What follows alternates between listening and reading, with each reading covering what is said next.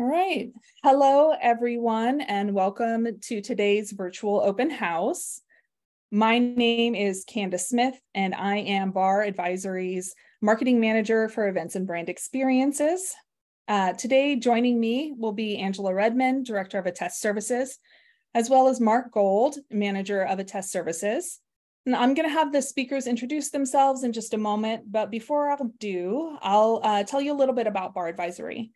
So BARR is a cloud-based security and compliance solutions provider specializing in cybersecurity consulting and compliance for companies with high-value information in cloud environments like AWS, Microsoft Azure, and Google Cloud Platform. A trusted advisor to some of the fastest growing cloud-based organizations around the globe, BARR simplifies compliance across multiple regulatory and customer requirements in highly regulated industries, including technology, financial services, healthcare, and government. So Angela, why don't you go ahead and introduce yourself and provide some of your background? Sure. Well, hello, everyone, and thank you for joining today. My name is Angela Redmond, and I have had the pleasure of working for BARR for just over 5 years now. And I am a director here in our Attest Services department. And I work with clients specifically on all of our ISO engagements, as well as SOC engagements, and have had the pleasure to kind of see our ISO practice grow from the ground up. Wonderful. And Mark, can you tell us a little bit about you? Sure. So I'm Mark Gold. I'm one of the managers here at BARR. I deal a lot with ISO and helped Angela build up this side of our business. Some of you are my clients, so nice to see you. And I've been at BARR for about 3 years now, and I work with clients on the internal audit side, external audit side when it comes to 27001 and 27701. So I'm here to answer all of your questions, and I look forward to talking to you guys. Awesome. Wonderful. Thank you so much, both of you, for that information. So today we're here to have an open discussion about all things ISO, an internationally accepted standard for helping your organization manage the security of your services, data, intellectual property, and any other information entrusted to you by a third party. So obtaining a certification to the ISO standards is a valuable way to differentiate your organization as it demonstrates your compliance with industry standards and your commitment to keeping information secure. So I hope you brought some questions, but before we do, let's find out a little bit about all of you. So if you'll bear with me for 1 second, I'm going to get a poll launched here. Okay. So what level of exposure do you have to ISO 27000, I can never say it correctly, standards? We're going to give a few minutes here or a few seconds to get a little bit more response, and then I will share the results with our panelists here so that they can know what we're talking to today. All right. Give it one more second. Okay. Wonderful. And Angela, can you see those results? Yeah, this is great. It looks like we've got a wide variety of experience here, and we're just happy to answer any questions that you have today, whether it be very, very basic or a little bit more advanced if you're pretty experienced with ISO. Awesome. Wonderful. So thank you, Angela. Let's get things started with a few housekeeping items real quick. Please utilize the Q&A feature on Zoom to submit any questions that you have, and we'll attempt to cover as many or answer as many as possible during this open house. Also, recording of today's discussion will be provided after the event via email in case you missed something that you'd like to revisit or share with a colleague. So without further ado, let's start off with covering just a couple of frequently asked questions that our experts receive when having conversations about ISO. So how can I help my organization achieve ISO certifications for the first time? And Angela, I'm going to kick this one to you.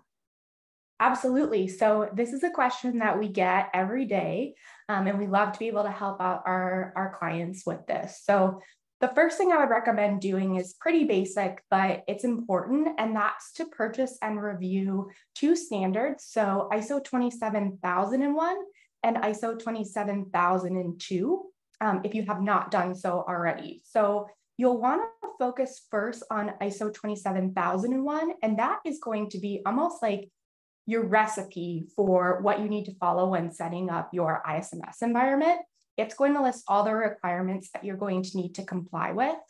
ISO 27002 is going to take the controls that are in ISO 27001 and give you some guidance for how you can implement those at your organization. So you're not required to follow 27002 to a T, but it is helpful when you're getting familiar with the standards and want an understanding of the controls that will need to be implemented. Another key element is you're going to need to establish kind of the scope of your ISMS.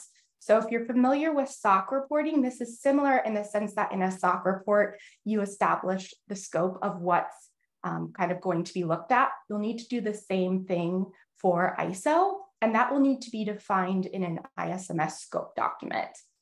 And you can find kind of all of the information on that within clauses 4 through 10 of ISO 27001.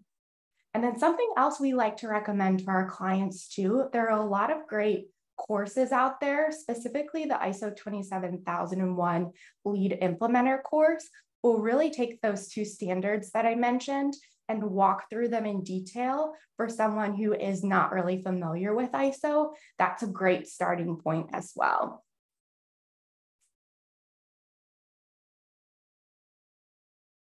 Wonderful. And Mark, is there anything else you'd like to add? Well, I know a lot of you are current SOC 2 clients and maybe looking to learn more about the ISO part of our business. We are very well versed at working with those 2 together. And though they are 2 completely separate audits and you will receive a report for your SOC 2 and then an ISO certification, we have a process of working with them together to make the process feel more like 1.5 audits when it comes down to it, because we have SOC 2 auditors that are also ISO lead auditors, and we put those processes together to make the process as efficient as we possibly can. Wonderful. All right. So I am going to move on to the next question. What are the ISO requirements and options I have for my organization's specific needs? Yep, Angela? I talked a little bit earlier about ISO 27001. So that's going to be kind of your main certification if you're just getting started that you'll want to look into getting. There is also ISO 27701, which Mark can go into in a little bit more detail if you have specific questions on that, but that is kind of the privacy focused certification. And so you'll need to have an ISO 27001 certification to get an ISO 27701 certification. Think of that as kind of like an extension or an expansion of 27001. Here at BARR, we also issue some unaccredited certifications. So those are standards that are out there that we can issue certifications to, but it doesn't have the ANAB accreditation logo on it. But if you have clients asking about these certifications, we can still definitely issue them for you. And that's 27017 and 27018. And those are cloud-focused standards. And then some of the specific requirements that you'll want to think about, Mark, I think touched on an internal audit, but that is something that needs to be done before you start kind of your ISO audit with us. And that's something that either can be done internally by someone at your company, or you can outsource that. And we've got some great partners that we can recommend to you for that. Another kind of key requirement that we get asked about a lot is how long does an ISO certification last for? It lasts for typically 3 years. And so within those 3 years, you'll have your initial certification audit, and then you'll have 2 subsequent annual surveillance audits, and those are required.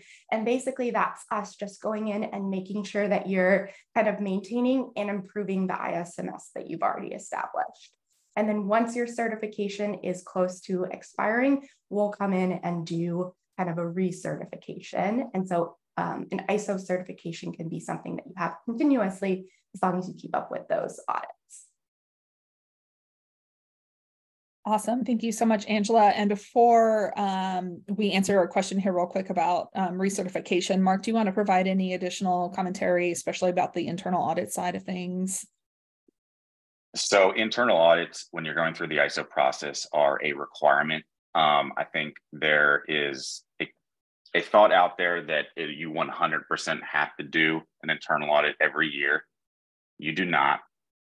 The standard tells you that you have to do it at a planned interval. We can have those conversations offline if any of you have those questions. But as long as the entirety of the statement of applicability and the ISO requirements, aka the clauses, are covered within your cycle, that is what needs to be done. I don't necessarily recommend not covering the clauses every year because I think they are very important to make sure that you have a base of knowledge of what's going forward throughout that 3-year cycle. But the clauses within, or the controls within the Annex A and Annex B, if you're doing 27701, you can make that work with how you have your audit plan internally for your organization. And I did want to, because I see the question from German, the question about 9,000, that is currently not a standard we can formally audit. It is about the QMS, the quality management system. The ones that we currently have certifications over to do are the ISMS and the PIMS, which is privacy and then information security management system. QMS is different, but we can have those conversations from a non-certification standpoint if those things do come up. So thank you, German. And just to read that out loud. So German's question was, what are the unique challenges of achieving ISO 9000 certification for organizations in the crypto and fintech industry? Okay, do we feel that we've sufficiently answered that question, Mark? At this time, yes, in German, I'll reach out to you offline to make sure that we are on the same page with that, only because we cannot offer certification over that. We can have those conversations offline from the consulting side of our business and make sure you're set up for success if you do go for that certification. Wonderful. All right, so circling back to recertification. So the question is, I have an ISO certification, but will need to recertify. What does that process look like?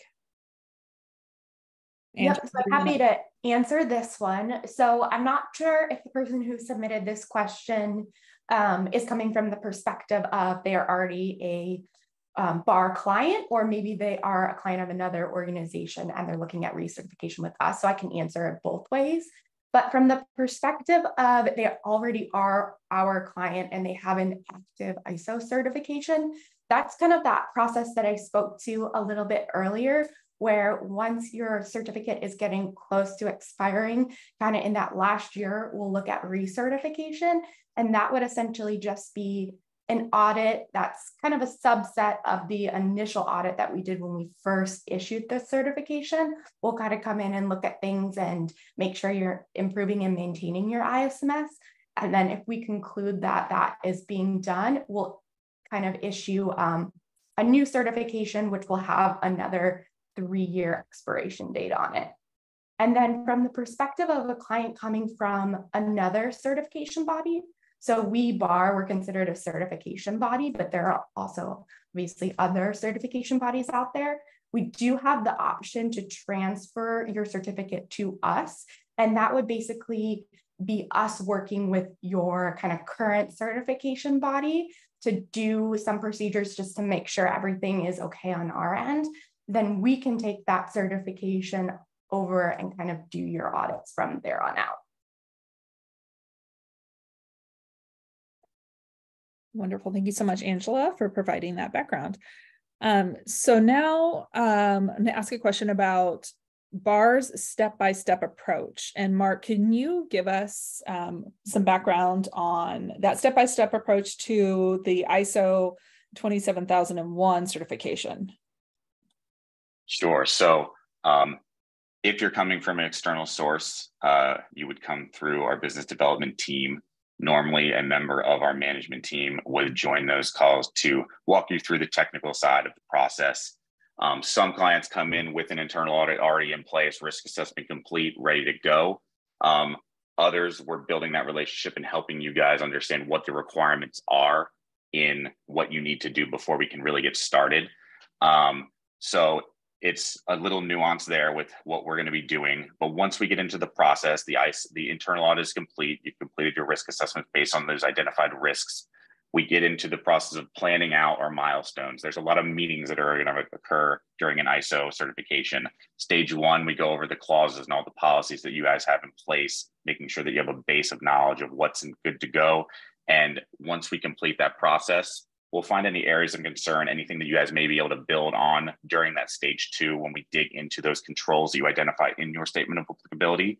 But once that happens and we're comfortable that we can start stage two, we go into those meetings. There's a lot of meetings with a lot of different stakeholders, and it sometimes surprises people how many people we really need to talk to, because we need to understand those who are responsible for the day-to-day activities of those controls and what their processes are like. Policies are one thing, but the actions behind those policies really help us understand what is happening and are you conforming.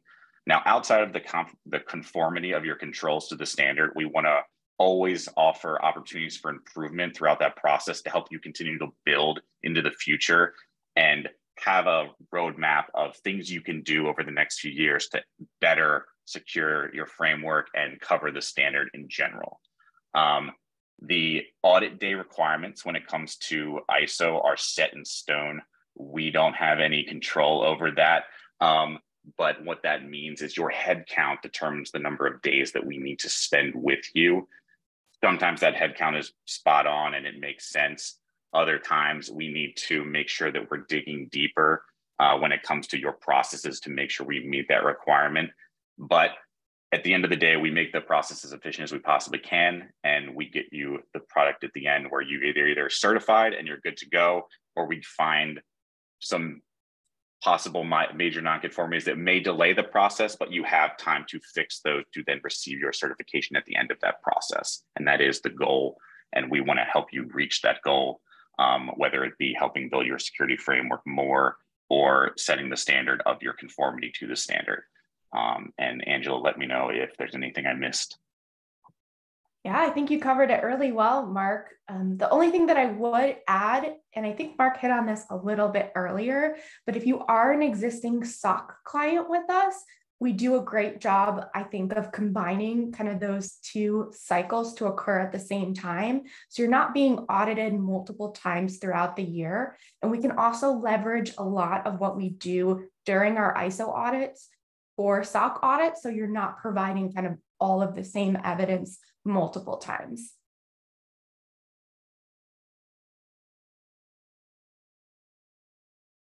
Great. So I'm going to take a quick pause here. Remind everyone you can submit specific questions, direct questions in the Q&A. And I'm going to keep going forward with some additional questions that we have. So what are the major changes from ISO 27001-2013 and ISO 27001-2022? Angela, do you want to answer this one? Absolutely. So this is a big one, and I'm sure those of you who are involved in the ISO world, even a little bit, have probably seen a lot of communications and kind of guidance around this change. So just for a little bit of background for those of you who don't know, at least once every 5 years, all ISO standards are going to be reviewed and updated for kind of changing of the environment or room for efficiencies, things like that. So earlier this year, the new updated standards were released. So ISO 27001 version 2022 is the version that I'm referring to. And the changes that were made were moderate in nature, I would say. Nothing too big or nothing to worry about too much, but there are changes that will need to be incorporated into your ISMS. And I think the best way to describe it is to break down the changes into two parts. So there are changes that were made to what they refer to as the management system clauses. those are clauses 4 through 10, which you kind of use to set up and maintain your ISMS. And then there were also changes to the Annex A controls. The changes to the management system clauses were overall probably minor. The biggest change is a requirement for ISMS's processes and their interactions to be defined. And so think of that as your kind of data process flow diagrams. Components of that will need to be included within your ISMS documentation. And also too, a lot of clarifications and specifications were made to a handful of the clauses, probably to answer a lot of the frequently asked questions or kind of more confusing areas. And then the second part, changes to the Annex A controls, that was probably more moderate in nature, I would say. And those have been derived from ISO 27002, 2022, which was released a bit earlier. And basically, the biggest changes there, you'll see the controls, which were originally divided into 14 families, have now been focused to just 4 themes. And that's with the goal of overall simplification.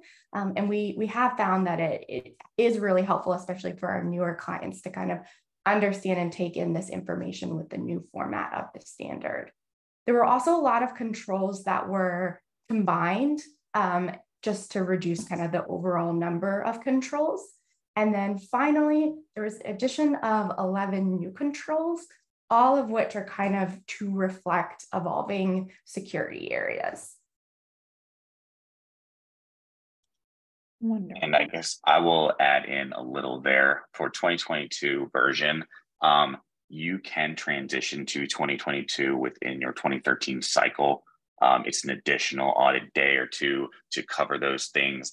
And just to be clear, there are 11 additional controls within the 2022 version, but that doesn't mean that they're applicable to you. That doesn't mean that they need to be included.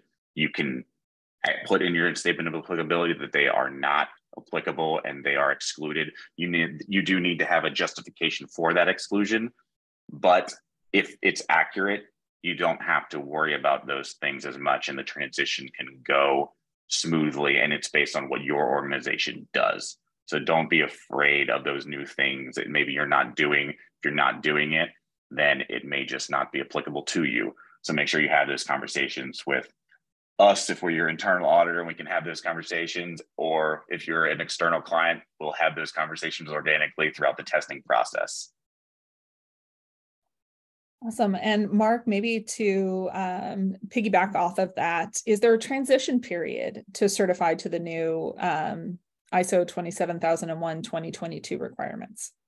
Yes. So all 2013 ISO certifications will expire October 31st, 2025. So if your 3-year cycle would run past that for any current certification, the actual deadline for your certification where it would roll off is October 31st, 2025. So that will be something that you'd want to plan for, because it wouldn't be a full 3-year cycle and you want to transition before that happens. But from a transition perspective, we can do it during a surveillance audit. We can make that happen at a fairly easy process. So let us know, and we will make sure that it happens for you. And anyone that is currently an ISO client that maybe hasn't started their initial audit with us, we can talk about those things to make sure you're set up for success when we do come in and test, if you are doing 2022 or you have questions about transitioning. Great. And we do actually have a question about, can you expand upon the new ISO 27001 2022 management clause, the change about process flows specifically, and under what clause would that be found?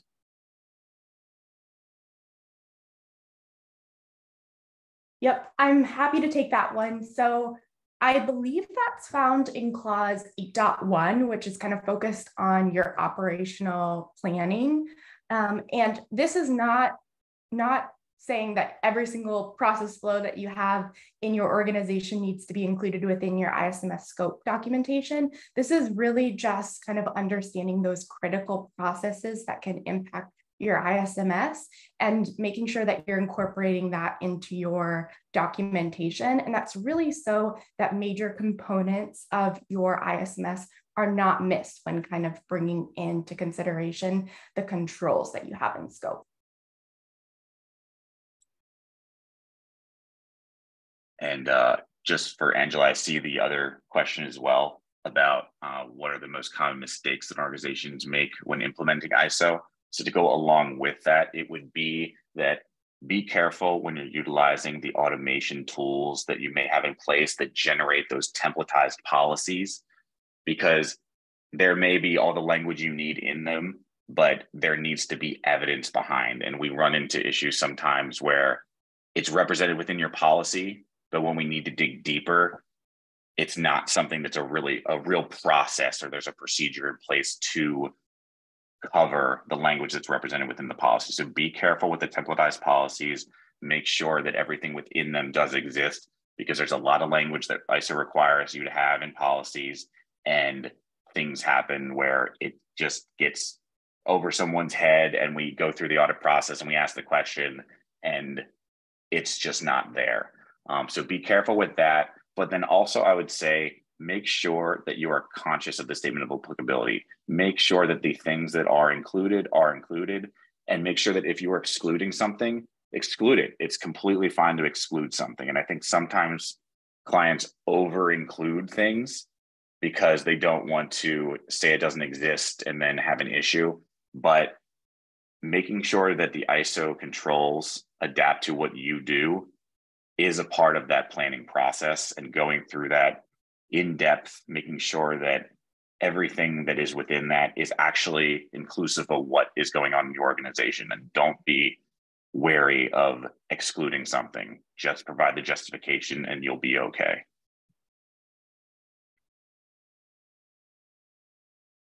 Right.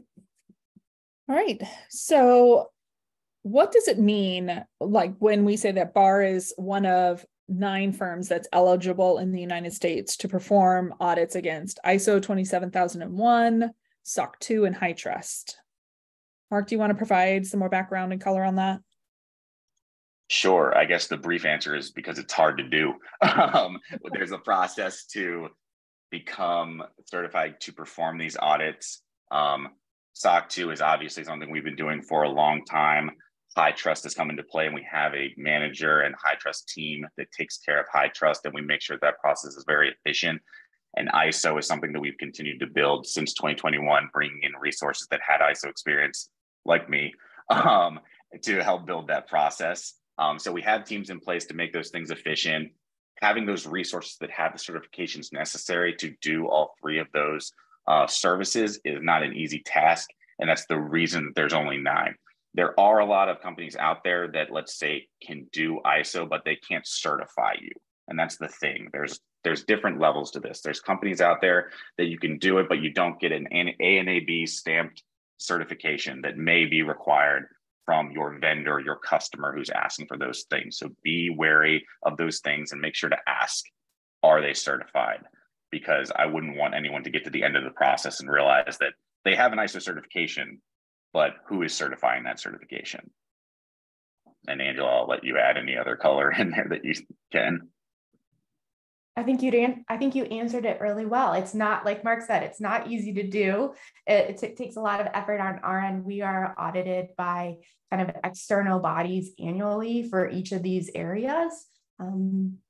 Yeah, we're happy to be able to offer all 3 services to our clients. Right. And Mark, looks like we have another question to circle back on. How in depth should the process documentation be, and what aspects should that documentation cover at minimum? So not every ISO control, as you'll read it when you're looking at the NXA controls, requires literal documentation. Some things say should, but there are aspects that say required. But outside of the actual written policy or the written documentation, what we want to see is the process. So who is responsible for that day-to-day? We're going to talk to them.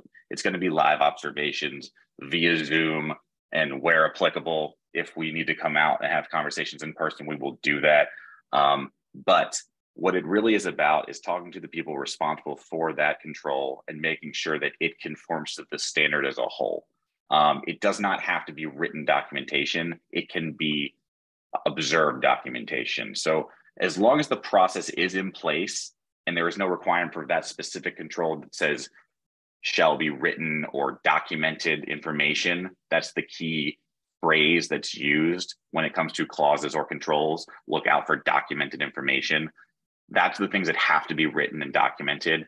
But a lot of the controls are, do you do a review over this? Is this monitored? Are you performing these tasks? So it will be a lot of conversations with folks who are doing these things day to day. I guess I didn't mention this before, but sometimes another common mistake is having someone too high level talking to all of these different aspects, because the nuance of what's done day to day is really what we're trying to get to make sure that you're conforming. And sometimes we have to pull in additional people to have those conversations. So having someone at a high level responsible for the project management piece and knowing who to ask those questions of is perfectly fine. But I would say make sure that the team that is about to be ready to be audited is larger than you may think, because we're going to want to talk to those daily process owners more often than not. And hopefully that answers your question. That's a great bit of information there, Mark. All right, so we still have a few more questions, and well, looks like we have another one. So how is the commitment to continual improvement verified? You want to take it, Angela? Sure, I'll take it. So that is a great question. But basically, as part of when you're developing your ISMS, you have a requirement to have at least an annual management review. So you'll kind of have a group of people that are responsible for overseeing the ISMS. And that includes a variety of people most often. So it could be someone like a chief information security officer, but also someone from legal and HR, think kind of high level people at your organization. And they're responsible for meeting at least annually, but oftentimes it's more than annually, to do things such as your risk assessment, to check on kind of your key performance indicators throughout your organization and see how you're performing in those areas. And all of those kind of attributes are required to be documented. So we'll go in and look at that documentation and also have discussions with you all on kind of what you noted from a risk assessment perspective and the action items that you have in place to improve on a risk assessment perspective. So a lot of it is looking at that documentation, but also us coming in and, like Mark spoke to earlier, having conversations with the key process owners from year to year. Wonderful. Mark, is there anything else you'd like to add on that? From a written standard perspective, I think that's spot on what we do, from a testing perspective, at least. Obviously, we will try and help you continually improve with those OFIs that give you the opportunity to incorporate them into those conversations of things you can continue to improve upon. Because meeting the standard is one thing, but building that process so it's like clockwork for you going forward is something that we want to help you achieve. Mm-hmm. Yep. And as Mark mentioned earlier, with those opportunities for improvement, oftentimes we'll look at the ones that we kind of issued in the last year, and in the current year, we'll come in and ask you about those. And if they haven't been remediated or you really haven't done anything to address them, we may question that a little bit depending on the OFI specifically and encourage you to take action on them. Great. So I know we touched upon this a little bit earlier, Mark, but I just want to revisit this because I know we have some clients on the call that this might fall into. So what about organizations who are interested in SOC 2 and ISO 27001? What's the difference between the two, and how can organizations benefit from both? So do you have any more information, or Angela, if you have any more information on that you'd like to provide? Sure. So I guess from a SOC 2 perspective, and this is evolving and changing, and some of you may have seen this, SOC 2 was traditionally more of a domestic thing that companies within the United States know to ask for, and it's something that they're just more used to observing. ISO has always been the international standard, and I think those things are slowly changing. it is a certification, so it has all you need from an ISO perspective if you go that direction. But if you have maybe some international clients or anything that's related to a GDPR situation, having the base of 27001 is helpful because it's language that they understand. It's language that is catered to those things. And then you can always add on 27701 if you get into a situation that you have GDPR concerns. SOC 2 has all the basic security framework language. It'll cover everything you need. You can add additional controls to cover additional criteria. There is a privacy criteria that you can add on to SOC 2. It is not based on GDPR, which is what 27701 is. So you'd have to cater your controls to meet that standard if that's the direction you're going. But having SOC 2 and ISO is a nice, well-rounded way of covering all of your potential clients from no matter where they're coming from.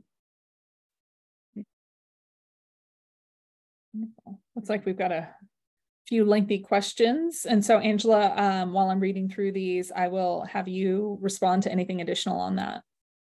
Yeah, the only thing that I'll add, and I think Mark hit on it pretty well already, is just that really in today's day and age, you can't expect to have one and be completely covered from the other. If you have an ISO 27001 certificate, it's very likely that you're still going to have customers asking specifically for SOC 2, and they'll specify which trust service criteria they want you to include.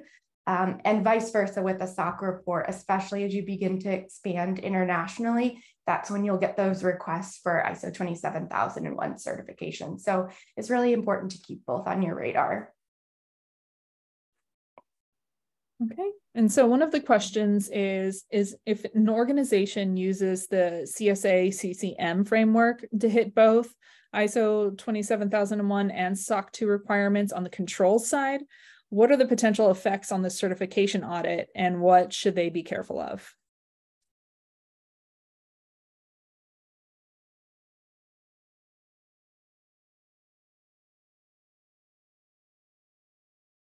Angela, do you want to answer that one? Yes. So the biggest thing is you really just want to make sure that, I guess if you're using those, sorry, I'm just trying to understand this question fully. So from the perspective of someone that is going for ISO and SOC 2 at the same time, you'll really just want to make sure that all of those controls that are in place from the CCCM are in place to meet the specific trust service criteria that you're going for. So although those controls are great, you do want to make sure you perform kind of like a mapping exercise to make sure that everything that you have in place will meet the standard. And that's something that we can certainly help with, especially on the SOC side, is map those CCM controls to the SOC criteria that you need to comply with to make sure that you're completely covered. Right. Mark, is there anything additional you want to provide on that? No, Angela was spot on with that. It's just about your coverage and how we approach that process. So that was exactly how I would say it as well. Perfect. All right. So another question that we got is, how would you approach determining scope of assets to include? Sometimes this line can be a little blurry. For instance, marketing processes is not part of our scope, but it doesn't mean that our security controls do not apply to their assets and systems. And some of those systems may include sensitive data. So when you're talking about scope, there are two different pieces of that. There's the head count, the people in scope, and the processes. So if it falls within your security, I want to make sure the security controls are being applied to those assets, and it's something that has sensitive data, those assets can be in scope without the marketing team in scope from a headcount perspective. And what we would do is cover those situations and make sure that they are a process. Now, if it's something that we think should be included and wasn't, we can have those conversations. In most situations, the conformity factor would be to what's in scope. And if we determine something else can be added, it would be an opportunity to improve upon scoping your assets better. But I think it is nuanced to what that exact process looks like. But sensitive data is sensitive data, and we want to make sure that it's covered. but we can have those conversations in real time and make sure that I'm understanding exactly what that process looks like for you. And at the end of this, you'll have our contact. It's at the bottom of the screen. So feel free to reach out and we can discuss those things to make sure that we're on the same page and we can get the more nuanced perspective of that exact question. But as a whole, just because the marketing team is scoped out of headcount doesn't mean their processes would be scoped out if it is something that is related to sensitive data. Just because the marketing team isn't touching that sensitive data, maybe it's just a part of something that flows through their system. It may be something that ends up being included. And maybe the marketing team does need to be brought back in depending on how that data is accessed by them. Right. So I do want to cover like 1.5 questions here. If there are any other additional questions, please feel free to drop them in. So Mark and Angela, what is ISO 27701? And additionally with that, part 2 is how do they relate together, ISO 27001 and ISO 27701? Okay, so ISO 27701 is an add-on to your 27001 process. The ISMS is the 27001. The PIMS, the Privacy Information Management System, is the 27701. So you do have to have the ISMS process in place to add on the PIMS, but 27701 is a framework that is mapped to the GDPR standard, but it is not a GDPR standard mapping. So let me rephrase that. GDPR does not have a testable framework to say you are 100% GDPR compliant. 27701 has taken those factors that are represented within GDPR and created controls to help you meet the standard that is represented. So what it would be is we're going through all of your privacy controls, whether you're a controller or a processor, and making sure that those things are in place to add on to your ISMS process. So you're covered from clients that you may be dealing with from a GDPR perspective, or potential clients you're trying to sell to, saying that we are safe to utilize your data or have your data within our systems. It is, I would say, I want to make sure that it's always applicable to the client. We don't just want to sell it because we want to make sure you're making the most use out of it. Sometimes if you have a SOC 2, it makes more sense to add on privacy criteria, or sometimes it makes more sense to add 27701. So we want to make sure that those conversations are had and they adapt to what you are doing and what the clients are that you're trying to get. And I know we only have a minute, but I want to make sure that I address the question that is represented in the poll here. What is the type of evidence you are looking for the risk management process? So risk management, obviously the risk assessment, risk treatment plan, there's a process for identified risks that may come out of your internal audit. They may come out of our process when we do an external audit. Those things then need to be identified in your risk assessment. And the risks that make sense, that are categorized as something that need to be treated, then need to have a treatment plan that is approved by the control owner. There are templates out there for how you can make that look. Traditionally, they all look fairly similar. So if any of you need to be walked through that process and want to have that conversation, feel free to reach out and we can make sure that you're set up for success from what you need to have in place, because the risk assessment and risk treatment plans are very important. They're a core piece of the external audit, and it is something that you have to do before we can start. So we want to make sure that any identified risks that are mapped to the control process that are in place for ISO are represented within that risk assessment, and then a treatment plan is created based on those identified risks. Now that is found in clause 612 and 613. There's multiple layers there, and there are multiple bullet points underneath each one that tells you exactly what you need to do. If you have questions, ISO 27002 is the implementation guide that may be able to help you get the answers you need, but also feel free to reach out and we can make sure you're going in the right direction with this. All right. Well, with that, we're going to conclude our open house for today. Thank you to everyone for attending, and to our experts for sharing your years of experience, insight, and being transparent. We hope you found this information valuable and that you got all of your questions answered. But if you didn't, please feel free to reach out directly to Angela or Mark to continue the conversation. And please watch your inbox for the email with a recording from this discussion. And we hope you have a wonderful rest of the day. Thank you for joining.